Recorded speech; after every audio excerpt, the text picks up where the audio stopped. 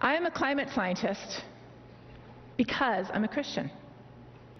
But along with the science, we learned, growing up in a Christian home, that the Holy Scriptures are God's written word, and creation is God's expressed word. When disaster strikes, it can be devastating.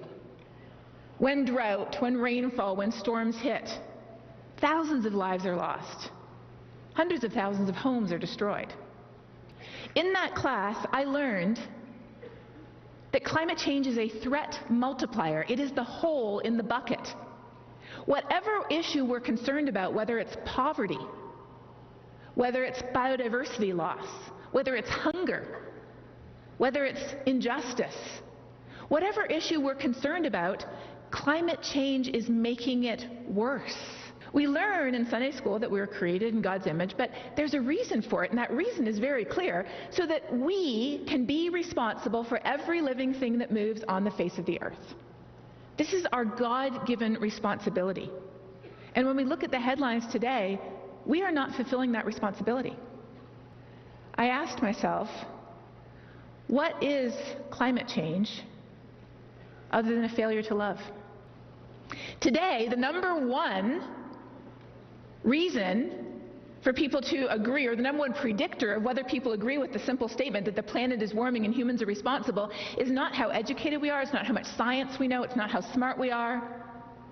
It is simply where we fall on the political spectrum. But a thermometer doesn't give us a different answer depending on how we vote.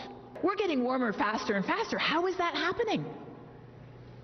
Well, it all started back in the 1700s when we figured out how to dig massive amounts of coal back then, and today more oil and gas, out of the ground and burn it, producing heat-trapping gases that are building up in the atmosphere, wrapping an extra blanket around the planet.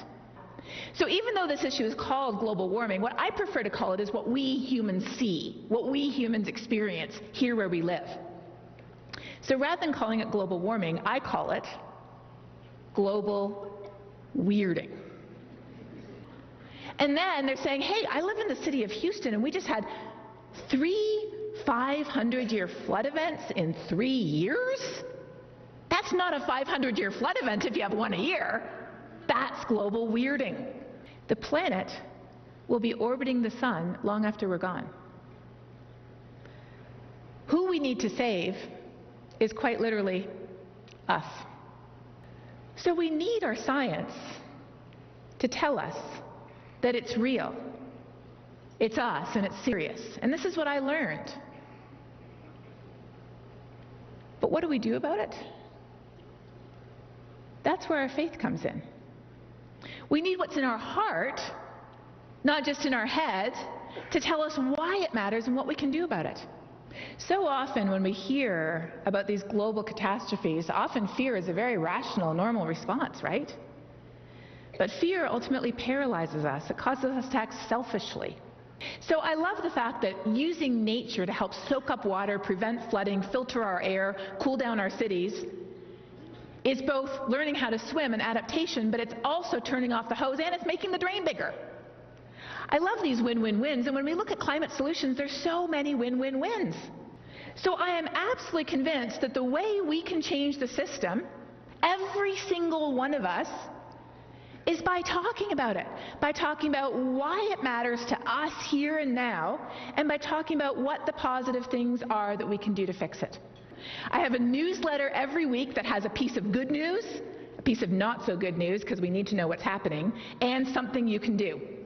I have my TED Talk that talks about how do we start these conversations. I have a global weirding series on YouTube that answers common questions and talks about climate solutions. I wrote a book called Saving Us that's full of amazing ways to start conversations. I even started TikTok with my cat. And I feel like the bottom line is simply that the only thing that counts is when our faith expresses itself through love. So when I think about climate action, when I think about climate conversations, when I think about talking about why this matters and what we can do together, the best way I think about it is it's about loving our global neighbor.